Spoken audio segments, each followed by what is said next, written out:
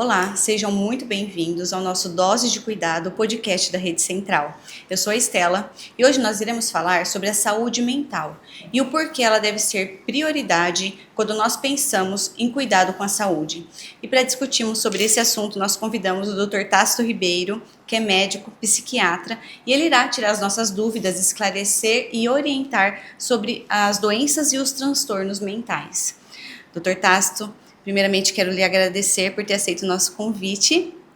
Obrigado pelo convite, obrigado por eu conseguir expor um pouquinho também sobre a saúde mental, está muito em evidência hoje em dia. Eu só tenho a agradecer só. Obrigada, doutor. Seja muito bem-vindo ao nosso Dose de Cuidado. Doutor, eu gostaria de fazer uma pergunta. Como surgiu, o que é o Janeiro Branco, né? E como surgiu essa campanha aqui no Brasil? Janeiro Branco é um mês de conscientização de saúde mental.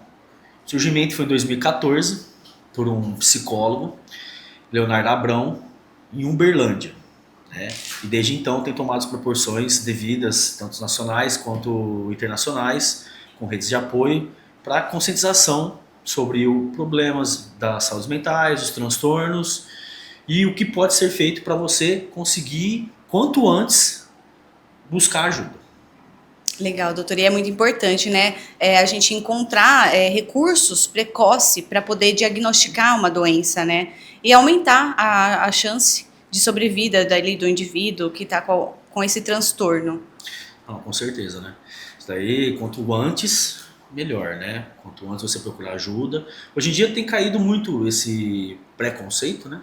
Mas ainda existe muito de procurar ajuda profissional. Então, assim, principalmente rede de apoio, né? Que a rede de apoio não se baseia somente no profissional, né? Tem que ter família, principalmente, acho que é o primeiro lugar, né? Amigos, família, e aí depois os profissionais da área. Psicólogos, os psiquiatras e diversas outras também, que é multidisciplinar isso daí, né? Sim. O doutor identificou que após o surgimento dessa campanha aqui no Brasil, diminuiu o índice de depressão, de pacientes com transtornos, de ansiedade também, que hoje em dia está muito, né, bem falado, né? Esse ano foi muito falado sobre ansiedade, principalmente durante o trabalho, ali na rotina do dia a dia. O doutor teve conseguiu identificar isso em consultório, essa queda, essa diminuição desses casos?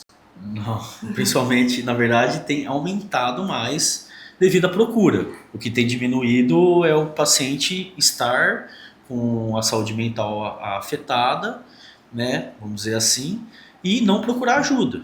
Hoje em dia eles têm procurado ajuda muito mais rápido, né? Então tem aumentado cada vez mais a demanda no consultório, né, de procurar o quanto antes e devido identificar com as informações que tem em mãos hoje em dia, né, redes sociais, internet, você consegue mais fácil ter a consciência e se identificar com algo que está acontecendo, que está errado no teu cotidiano ali, e procurar essa ajuda, né, e perder um pouco o preconceito, né, em relação a isso. Doutor, e hoje o TDAH, né, o autismo, a gente vê muito, se fala muito, né, sobre esses transtornos. Qual que é um sinal assim que a gente possa identificar na pessoa, que a gente possa estar podendo ali ajudar, né? E qual que é a importância da gente diagnosticar com um diagnóstico precoce para esses casos? É, vamos pegar por tema, assim, por tópicos, né? O autismo. O autismo, quanto antes a família identificar questões, né, principalmente sociais da criança, né, no sentido de interação, olho no olho, o brincar.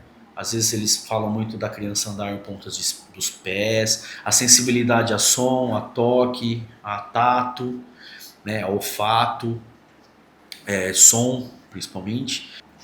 Quanto antes você conseguir identificar isso e às vezes procurar saber o que realmente está acontecendo, se é ou não é, aí sim procurar um profissional, que eu acho que é o principal, né? Porque às vezes a pessoa, a mãe, olha, dá o desespero, acha que é e na verdade não é, né? Então o principal é primeiro procurar ajuda, né? De um profissional mesmo, especializado.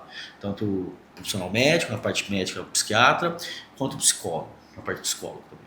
Porque todos eles têm, tem estudos, hoje em dia tem o método ABA, tal, você estuda para isso, você consegue identificar e ver certinho e fazer um diagnóstico correto.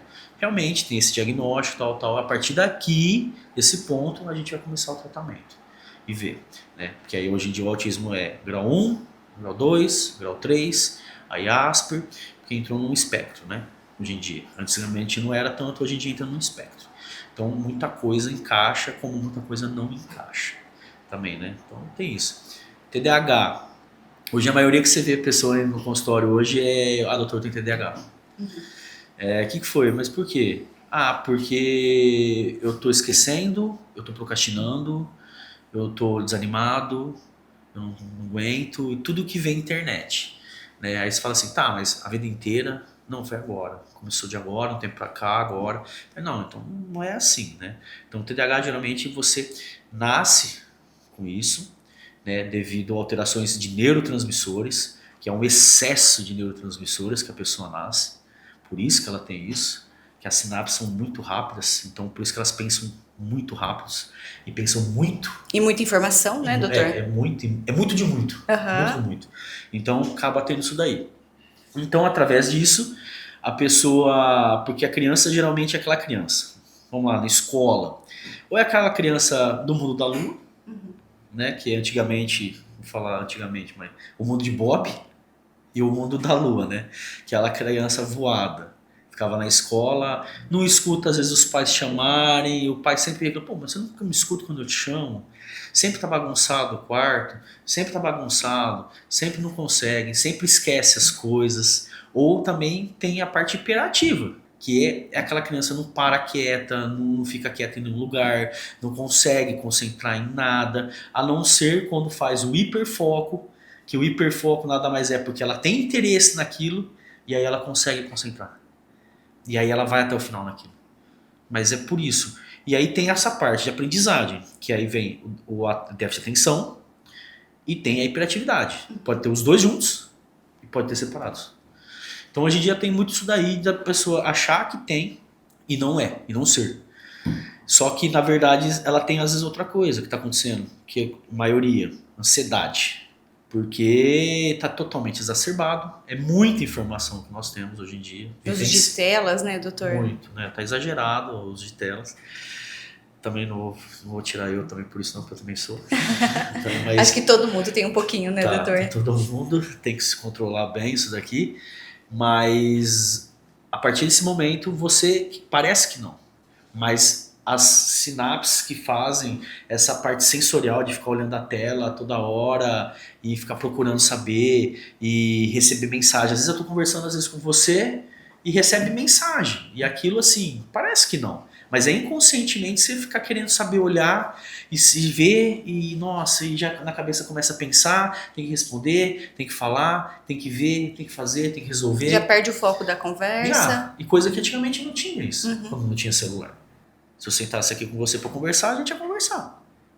E não ia ter celular, não ia ter isso daqui. Eu ia me preocupar com isso, meu momento, é aqui. Depois eu ia me preocupar com outro problema. Hoje em dia a gente quer se preocupar com 80 problemas ao mesmo tempo. Acaba se não se resolvendo nada direito, procrastina, e acaba afetando. E devido a isso, a ansiedade você começa a gerar esquecimento, procrastinação, cansaço. Consequentemente uma frustração, né? Porque você se frustra por não conseguir concretizar aquele trabalho, A frustração aí tá, e sim, a frustração tá bem relevante, que a gente vê muito em criança. Dela não saber lidar com a frustração, né? Que tá bem em evidência, né? A gente viu um caso, né, do avião, não foi, doutor? Eu ia falar isso agora, no caso do avião, da criança, da menina, entendeu? Da mãe achar também que... Aí vai de opinião de cada um, Sim. Tá? Achar que a criança tinha direito de sentar na janela. E a pessoa que estava na janela, que havia comprado a passagem, que havia feito um procedimento comum dela, que ela deveria sair e ceder o lugar, porque a criança deveria sentar na janela. E assim, tá se tomando proporções que tudo se pode, tudo se deve, e tudo se pode falar e fazer, e tomou uma proporção exagerada, né? Sim. Totalmente, meio.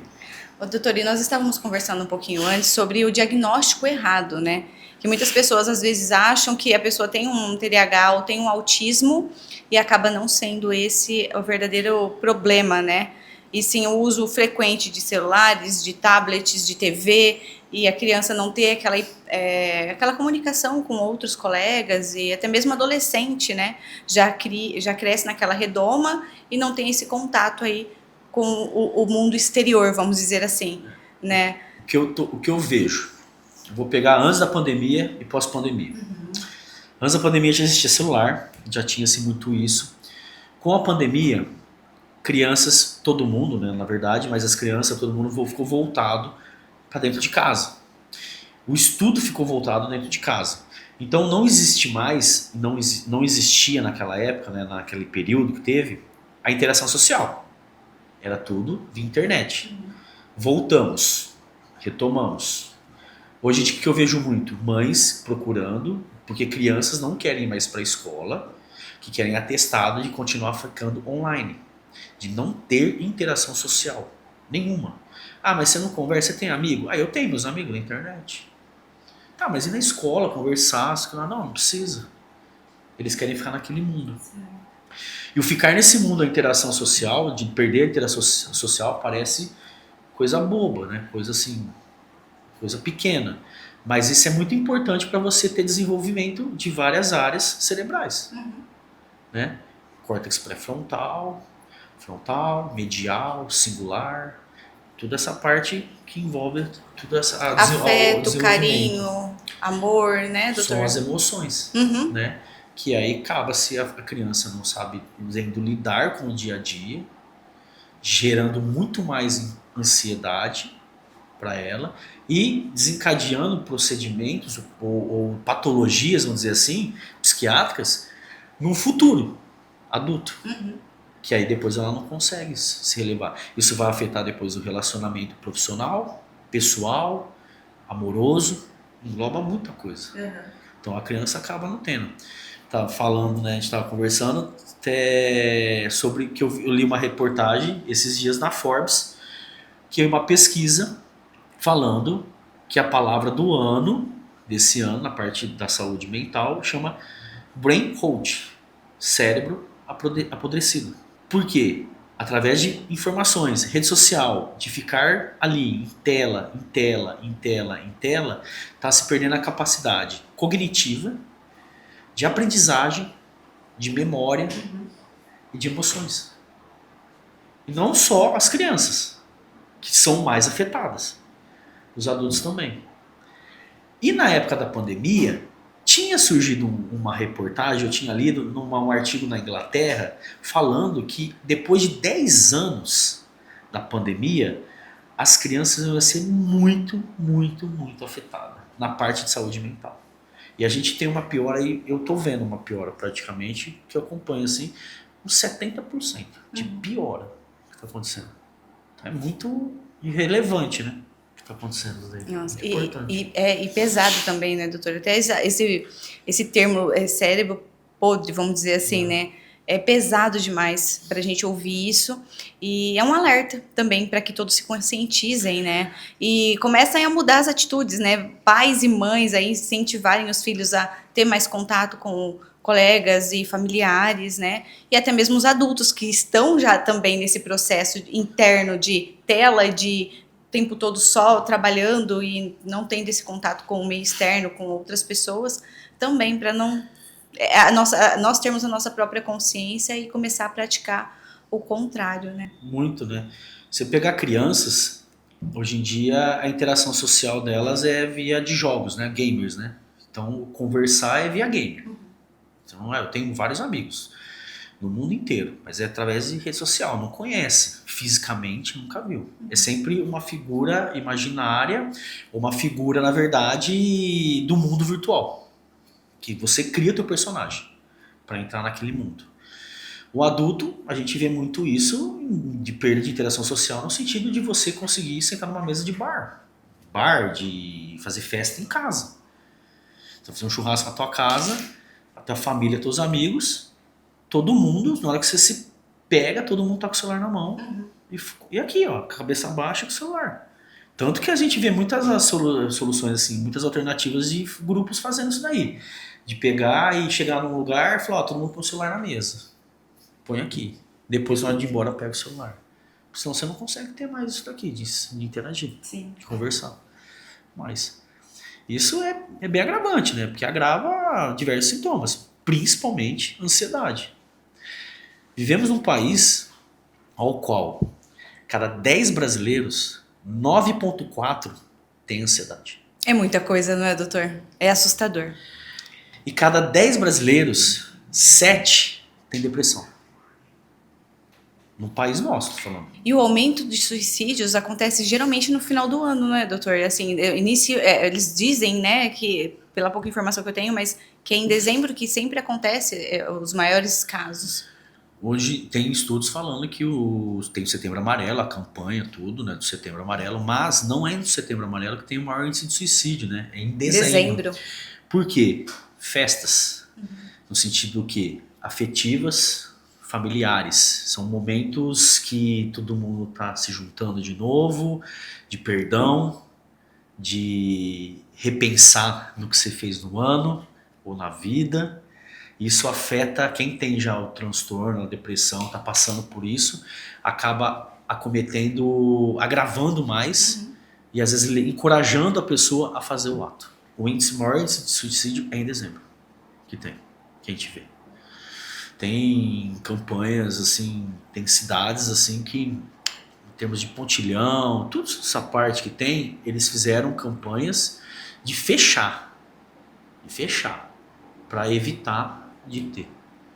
Tão grave que está a situação nossa. E a importância também a gente vê, né, doutor, da família ter se interagir ali com esse paciente ou com essa pessoa que está tendo esse transtorno, essa doença, para poder ajudar. Porque a família, nesse momento, eu acho que é a base mais importante para poder tirar ele daquela situação, né? Não, com certeza. As redes de apoio que a gente fala. Sim. Acho que se você puder contar com a tua família, expor o que você está sentindo, principalmente, é primordial. E não ser julgado. Qual é o maior medo do paciente que está sofrendo depressão e pensando em suicídio? De falar algo e ser julgado. Então é um ambiente. Eu vou chegar na minha mãe e falar isso, é frescura, é isso. Então você acaba não falando, não expondo e embutindo os sentimentos e acaba acometendo, piorando, não procurando ajuda. Então assim, vou pegar pelo lado de fora. Você vê alteração comportamental que você via no teu filho que não está tendo mais. Isolamento, às vezes alterações de humor, de sono, privações, perda de interesses que ele tinha, que ele fazia, ele perdeu o interesse naquelas coisas prazerosas que ele tinha, ele não tem mais prazer. São sinais de alerta de você às vezes chegar e querer sentar e conversar. Não é conversar expondo, né? Puxar num ambiente acolhedor, sem julgar, sem julgamento nenhum. Sentar, vamos falar, vamos conversar, o que está acontecendo. Ouvir, né, doutor? Ouvir sem julgar. Esse é o principal. Ouvir sem julgar. A partir daí, vamos procurar ajuda profissional. Isso, dar o apoio. Vamos, eu tô te apoiando, eu tô aqui com você, vamos lá. E entender que isso não é mais uma doença que é frescura. É real. Isso é uma alteração de neurotransmissores. Tá? O órgão, o cérebro, é um órgão. Do mesmo jeito que o coração, que o rim, que o fígado, o estômago, o intestino, é um órgão. Parece que o cérebro é um órgão diferente do corpo humano, né? Que não tem nada a ver. Eu tenho depressão. A depressão é, cientificamente falando, do que uma alteração de neurotransmissor que não produz serotonina. Então você precisa colocar serotonina ali e colocar em ordem. Envolve o que isso daí? Como que é formado o neurotransmissor? Através de sais minerais e vitaminas. É a base. Então se você não tem uma alimentação saudável, se você não consome a quantidade correta que tem e tem uma alimentação saudável que tem que ter absorção intestinal, porque o intestino é o segundo cérebro. Que você não consegue colocar isso para dentro e absorver todos aqueles nutrientes, você não vai conseguir produzir o neurotransmissor serotonina. Então, é uma série de procedimentos que vai desencadear a depressão lá na frente. Tudo envolve o básico, né, se for ver. É alimentação saudável, atividade física que produz. Sim. Atividade física hoje em dia você sabe que é a única forma de produzir 4 neurotransmissores. Ocitocina, dopamina, endorfina e serotonina. São os 4 neurotransmissores da felicidade. A atividade física, tanto é que você vê muitos casos que fala assim, eu tinha depressão, pensava em suicídio, eu me encontrei na atividade física. Então começou a correr, a nadar, e com isso ele às vezes nem toma remédio, porque uma coisa puxa a outra. Se você faz atividade física, tem que ter uma alimentação balanceada. Você vai querer ter uma alimentação balanceada para ter um melhor desempenho na atividade física. E uma suplementação também, né, para poder ajudar ali também no suporte adrenérgico e suporte da atividade de fazer tudo, né? Então com isso uma coisa puxa a outra, então na verdade às vezes você não precisa do remédio, da alopatia. E aí com a manutenção que eu falo sempre, tá? Né, porque psiquiatra, médico e tal, deve puxar minha sardinha não. Todos os meus pacientes têm que fazer terapia. Ah, mas é obrigatório? Não, não é obrigatório, mas é indicado e importante para você ter o melhor. Se você tiver atividade física, terapia, alimentação, a medicação é o mínimo que vai entrar na tua vida. A minha parte, psiquiatra, vamos dizer assim, é o mínimo. Só que em conjunto tudo, você sai muito mais rápido da situação que você está e consegue reverter o quadro. Muito mais rápido. Né? Depois faz a manutenção, que a gente fala. Sim. É só manter.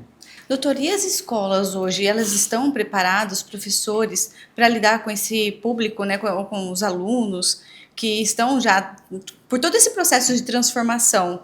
O doutor tem visto alguma estratégia das escolas para poder orientar os professores a lidar com esses alunos? Eu vou falar assim, não do meu ponto de vista, isso é até polêmico falar, né? Do meu ponto de vista, eu acho que não. Que estão todos preparados? Não. A partir do vamos pegar pelo particular. Particular primeiro. Particular. São poucas escolas que fazem e investem no professor que está ali na sala de aula com o método ABA, com hoje em dia das doenças e evidências. Vou pegar o método ABA de promover ele a ter conhecimento e saber lidar com aquela situação de um aluno autista dentro de sala de aula. Porque antigamente o autista era voltado para pai.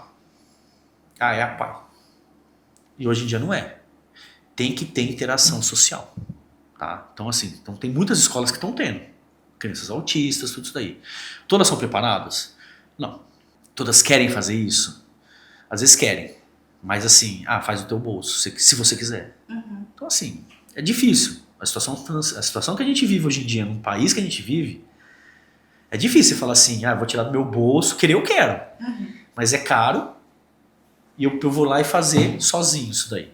Entendeu? Sem um apoio da escola que eu tô trabalhando. Então assim, algumas tem.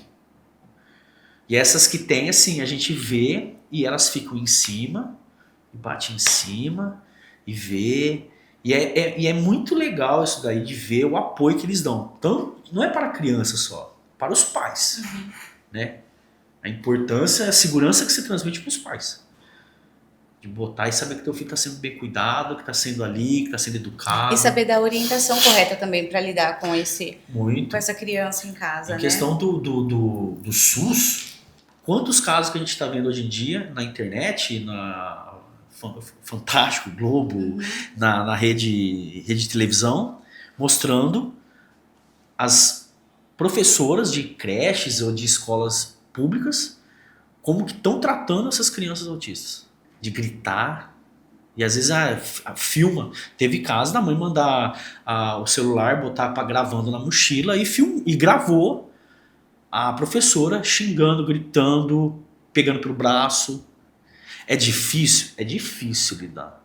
Exige paciência, exige amor, exige carinho, sabe?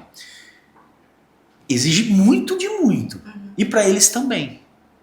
eles têm que ter uma rotina de 8 horas diárias de atividade. Então, fora da escola tem que ter extraescolar, eles têm. Terapia sensorial, comportamental, psicoterapia, musicoterapia, fono, fisioterapia, alguns, atividade física. Olha o quanto de atividade extraescolar mais a escola. A criança cansa, esgota também. Né? E assim, todos os transtornos do espectro autista são muito mais inteligentes que nós. Né? É muito mais. Totalmente. Então, E aí, se a professora não tem uma base, uma estrutura para isso, acaba que não conseguindo ajudar ali. Não consegue ajudar, né? E nem os pais, né, doutor? E aí vai se agravando cada vez mais. Acaba se sentindo impotente, né? Perante aquela situação de ver. Não consegue transcender, transcrever e mostrar e tentar ajudar. Pode ser que até que ela queira. Pode ser que até que não seja por mal que ela tenha feito isso, que ela faça isso da maneira que ela faça. Porque isso foi uma coisa que ela aprendeu. Que ela não tem a base, não tem estrutura, né, para lidar com a situação. Ela aprendeu isso, que a vida dela ensinou isso. Que Sim. O pai dela às vezes gritava com ela, que isso daí fica quieta, gritava. E isso daí, por isso que eu falo, tudo que você aprende na infância, você leva para a vida adulta. Sim. A personalidade nossa é formada dos 6 aos 10 anos de idade. E engloba 5 quesitos de parte cognitiva, emocional, em tudo. É que se eu entrar, eu vou... É que a estrutura e a base, então, é dos 6 até os 10 ali, para poder você criar uma personalidade. Você cria a personalidade da criança. Sim. Que isso Legal, vai levar o resto não da sabia vida. disso. Que isso vai levar o resto da vida dela. Hoje em dia tem diagnóstico. Hoje em dia não está caindo a teoria de Freud, que a consciência era a ponta do iceberg e o inconsciente era o que você não conseguia ver. São as raízes ali, As né? raízes. Não que está caindo. Hoje em dia tem uma teoria nova, chama teoria terapia do esquema, que a consciência é algo que você vê, que está ali para fazer algo que seja mais urgente. E o inconsciente é algo que você aprendeu. Como? Emoção, raiva, ansiedade, medo, alegria, tristeza, movimento. Eu falar para você, levanta o braço, você levanta. Tá? É involuntário. É inconsciente. Você levanta o braço. É praticamente automático. Porém, conscientemente falando, existe uma série de neurotransmissores que faz com que você ative os nervos parasimpáticos e simpáticos, os músculos, grupos musculares, para você chegar a esse ponto. Se tornou inconsciente isso para você. Hoje em dia é inconsciente. Então a terapia de hoje em dia estão falando que não é porque você faz isso que a tua inconsciência você não sabe o que é. Você sabe o que é inconsciente. Então, você já viu aquela coisa de alteração de humor na vida? O cara de adulto tem alterações de humor, aqueles picos explosivos? Tá. Por que acontece isso? Porque o paciente, com esse pico explosivo, algum gatilho abriu nele, para ele chegar ao ponto de explodir. Ah, mas vai voltar lá no passado, na mãe, no pai, isso que lá. Sempre geralmente volta lá. Porque é lá, dos 6 aos 10 anos que foi formado. Se ele foi criado de uma maneira ríspida, com pouco amor, com abandono, com muito amor, com superproteção. É tudo ali que é formado, que envolve a vida inteira lá na frente que vai afetar. Por isso que isso está caindo, é que caiu, tá? Caindo aos poucos. a partir de Freud. Mas ainda a base é Freud. É que isso é outro assunto. Se deixar eu vou embora. A gente vai longe. É muita informação, não é, doutor? E assim, é tudo muito novo pra gente também, essas informações. E a gente está buscando cada vez mais, né, a se informar e poder também, para poder ajudar as outras pessoas. Eu acho que se cada um se conscientizasse, os familiares também, né, eu acho que tudo futuramente ajudaria, principalmente pós-pandemia, né? A gente tem que ter essa consciência do pós-pandemia para poder ajudar aí a evolução tanto das crianças, dos adolescentes e também ajudar os adultos que já estão passando por esse processo. Pós-pandemia agravou e muito, eu acho que a saúde mental do ser humano. No sentido, eu achei que ia ter muito mais consciência para as pessoas e particularmente, eu não vejo tanto isso hoje em dia. Né? Parece que não tem tanta consciência. Parece que todo mundo esqueceu do que aconteceu. o que passou, o quanto que você perdeu com a pandemia, com tudo aquilo. Na minha opinião, deveria ser um marco, né? Sim. Ó, acabou, meu, daqui vamos evoluir. Parece que não. Parece que tá, não é regredindo. Teve maior exposição à rede social, à tela, informações, e com isso estão se fazendo coisas assim. Tudo se pode fazer e falar. É o que eu vejo. Tudo pode fazer e falar, sem ter consequências. Eu posso pegar e falar o que eu quiser, gravar o que eu quiser, filmar quem eu quero. Que eu não vou ser punido por isso. Tá sim, tá. É uma coisa que fala, gente, mas por quê? Aí a gente entra nesse assunto janeiro branco, né? Porque eu falo assim, parece que a pandemia se passou em branco. Parece que foram 2 anos branco ali. Que ninguém se lembra, ninguém, né, tá dando tanta importância para isso, pelas consequências. E tá se tornando um período ali em branco na vida das pessoas, né? O que o Janeiro Branco mostra pra nós? Que são, vamos lá, o Janeiro Branco é as pós-festas, período de pós-festas, né? A parte do retorno à rotina, que todo mundo vai ter uma retorno de rotina, e início de novo ciclo. Pós-festas, né? Então, passou todas as atividades festivas, mês de dezembro. Então, isso daí acarreta várias coisas no sentido. A parte do reorganização, fazer tua agenda do ano, né? O que é? Você planejar, sentar, realmente botar no papel, planejar o que eu almejo querer, o que eu almejo, o que eu busco, o que eu quero. Seus sonhos, viagens e projetos e trabalhos, né? Isso tem que colocar no papel. Tem que colocar no papel. Você deixar lá bonitinho olhando lá, vendo, tendo lá todo dia lá, é para isso que eu tô, é para isso que eu quero. Sabe, tudo isso. É se programar para um novo ciclo que se inicia, né, doutor? Porque senão vai entrando de uma vez, vai virando aquela bola de neve, onde a pessoa vai se frustrando, vai entrando em depressão, e contas e dívidas, e aí por aí vai, né? Vai. Virar uma bola de neve, né? Não sai, né? É difícil isso aí. Se você não parar, respirar, pensar, se acalmar, botar no papel, se programar, você vai se perder no caminho. Vai se perder no caminho. Hoje em dia a gente sabe que o Janeiro Branco é feito através de campanhas publicitárias, né? Aí engloba rede social, outdoors, né? Parte publicitária mesmo. Tem totalmente encorajar a procura de um profissional. Tem essa parte de reduzir o estigma perante o preconceito. Tem também essa parte de promover maiores conhecimentos sobre saúde mental a todos, que eu acho que é o principal, você levar a informação até a pessoa.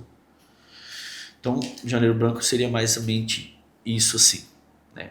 Tem as campanhas que tem hoje em dia, diversas campanhas, e tem essa parte de como a gente pode promover a nossa, não é promover, como a gente consegue manter a nossa saúde mental. Vamos lá. Atividade física. Alimentação, né? Saudável. Sono. Tem que ter de 7 a 8 horas de sono todo dia. Ininterruptas, né, doutor? Pra chegar a atingir aquele sono REM. Sono reparador. Sono reparador. Aí eu durmo 8 horas por dia, mas eu acordo cansado. Nossa, eu acordo, parece que eu corri a noite inteira, doutor. Isso não é um sono reparador, né? Você tá cansado. Às vezes acorda muito para tomar água, para ir ao banheiro também, né, doutor? Isso acaba atrapalhando, o sono né? é sempre interrompido, né? Que eles falam, todo ansioso tem dificuldade de pegar no sono, porque fica pensando. Todo depressivo tem o sono interrompido às 3 da manhã. Porque às 3 da manhã é o horário que tem formação de maior neurotransmissor serotonina. Pode ver. O paciente acorda. É ali, é nesse horário que está produzindo a maior produção dele, de serotonina. E por que tem que ter o sono? De reorganização da cabeça. Sabe quando você está no teu escritório e você coloca... Você trabalha o dia inteiro. Tá tudo bagunçado na mesa, ficou bagunçado. O que você faz na hora que você vai ir embora? Arruma.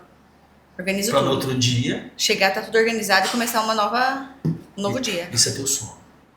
Tudo que você aprendeu de informação que você absorveu naquele dia, você dorme para quê? Para tua cabeça organizar o que realmente é necessário guardar de informação, guardar de memória, guardar de emoção, e o resto eu conseguir jogar, descartar. Se você não tem isso, começa a ficar bagunçado. E aí vai te carretando maiores patologias. Então, o sono é primordial. Tem que ter. Suplementação, né? Estava falando sobre não se automedicar, né? Nunca se automedique, pelo amor de Deus. Né? Mas assim, tem alguns remédios fitoterápicos que dão para fazer, né? Tomar para ansiedade hoje em dia. E ajudar também nessa né? indução do sono, né, doutor? E é conseguir manter aquele sono tranquilo ali a noite toda, né? São os fitoterápicos, né? Que são a base de flores, de plantas, né? Vamos dizer assim, os fito. Né? Tudo que é alopatia é medicação química, Sim. fito é planta. Então vem dali. O fitoterápico, então você consegue fazer com que tem alguns que induzem melhor o sono.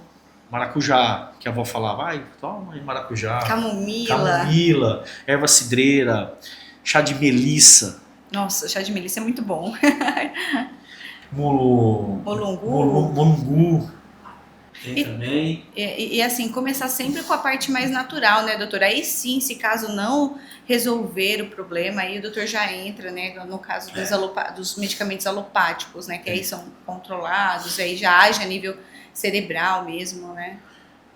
Tem os canabinoides, hoje em dia também. Ai, também, que tá super bem falado, né, doutor? Que tem curado e tratado muita gente, assim, né, que tem o Parkinson. Pacientes com autismo também têm sido tratados com os endocannabinoides que falam, isso, né, doutor? Endocannabinoides. A gente tem outros recursos hoje em dia que também é natural, a base de planta também, vamos dizer assim. É um fitoterápico. Só que tem o estigma de se surgir que vem da planta maconha. Né?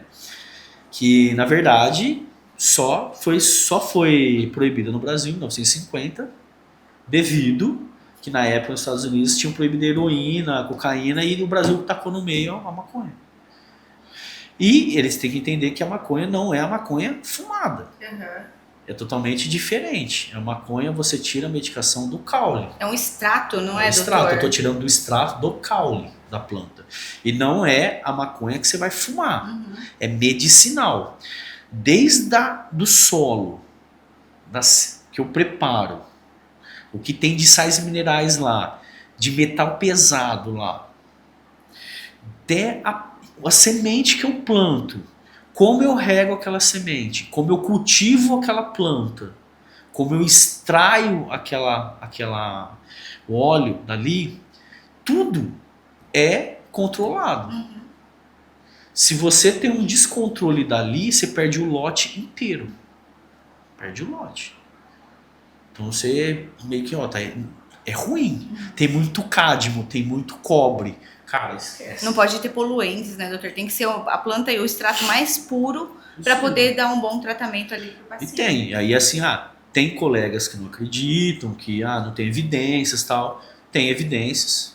Eu sou médico endocrinologista, então assim, eu vou puxar a sardinha pro meu lado. Tem evidências, bastante evidências. A gente vê, né, doutor, pelos resultados, que os pacientes demonstram eficácia no tratamento. É nítido ali. Então, nem que se não tivesse, eu acredito, os estudos, mas a gente vê ali a melhora. Porque foi descoberto isso daí em 1960 por Rafael Mechoulo, que foi descoberto o sistema endocannabinoide. Como nós temos o sistema arterial, venoso, linfático, nós temos o sistema endocannabinoide. Nada mais é para produzir o quê? Homeostasia, equilíbrio. É botar teu organismo em equilíbrio. Deixar em equilíbrio. Então, através da medicação, você na verdade, você tem que deixar em equilíbrio. Se você tem depressão, você está em desequilíbrio de neurotransmissores. Então, eu tenho que reequilibrar. Tá? Eu não faço a recaptação da serotonina ali. Eu deixo aquela serotonina agir muito mais no ambiente. Por muito mais tempo. Para depois eu fazer. É isso que o canabinoide faz. Por que o Alzheimer e o Parkinson melhora? Porque o THC é comprovado que ele é ele faz a neuroplasticidade. Ele é neurogênico. Ou seja, ele produz células novas. Nossa, que sensacional. Por isso que o câncer ajuda na parte oncológica, que a gente vê muito, porque ele produz células novas.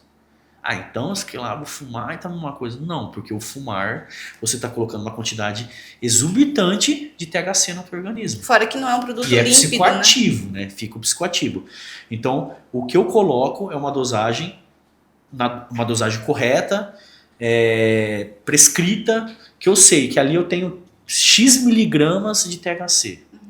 E eu uso o THC para produzir a célula nova, diminuir os efeitos colaterais de outros sintomas, náusea, vômito, essa parte, irritabilidade no autista, né? O sono, concentração. E o CBD, ele age porque eles não são sinérgicos, um precisa do outro, eles são antagonistas. Um briga com o outro. Só que eu preciso dos dois para manter equilíbrio. Olha que interessante isso. É o famoso Tom e Jerry, né? Não sai dali, vai ficando. Mas é. Que legal. E tem isso daí. E tem evidências. Então por isso que é importante então ter o THC no medicamento do canabidiol. Lógico, tem os que falam, mas é só o CBD é bom, ajuda. Ajuda, em alguns casos ajuda. Tratamento de insônia, de dor crônica. Só o CBD isolado é ótimo, ajuda bastante. Mas não nos casos de transtornos mais agressivos. O que eu vejo, não. Hoje em dia a gente tem vários canabinoides, mais de 300. Tanto é que não são tão falados assim, em evidências, mas tem várias evidências, né? Que tem o CBG, que é o canabigerol, o CBC, canabicromeno, o canabinol, que é o CBN, né? Tem o THC, o CBD e por aí vai. Dentro daquele frasco tem os flavonoides, os terpenos, então tem X coisas lá que ajudam ali. Para autismo eu vejo muito que a gente tem estudos ali, o canabigerol ajuda muito. Para quê? Picos de irritabilidade do autista. Que nada mais essas irritações, esses picos deles aí, não é chamar atenção, não é. É a maneira de comunicação dele, mostrar que alguma coisa está acontecendo com ele, que está afetando ele, está machucando ele. Que está em desequilíbrio ali, que ele não está conseguindo controlar. Que está machucando. Que seja parte sensorial, tato, alguma coisa está em desequilíbrio. Então é uma forma dele expressar. Ele explode. Que bacana. Obrigada, viu, Dr. Tácito, por esclarecer todas as nossas dúvidas e nos dar essa aula aí, né, sobre cuidado aí com a saúde mental, com os transtornos e saber um pouquinho ali a lidar e a identificar, né, essas causas aí das pessoas para a gente poder ajudar de alguma forma, né. O conhecimento é válido, o conhecimento é muito importante, né, para todos nós, e eu gostaria muito também de poder ajudar ali as escolas, os professores a ter esse conhecimento para poder ajudar também os alunos, né. Então por isso eu peço a todos vocês também que compartilhem aí com seus amigos, com seus familiares esse podcast que é tão importante hoje para a gente poder ajudar ali o próximo de alguma forma e a identificar alguns sinais que são mínimos, mas que a gente consiga estar ajudando ali a tratar, a curar ou até mesmo a salvar vidas, né? Muito obrigada, viu, doutor? Obrigado queria agradecer a oportunidade de tentar passar um pouco do conhecimento. Um pouco foi bastante, viu, doutor? Qualquer dúvida, estou à disposição. Obrigada, Se tiver doutor. outras oportunidades, se quiser me chamar, estou aí também, que tem assunto, tem. Será uma honra, doutor. Obrigado.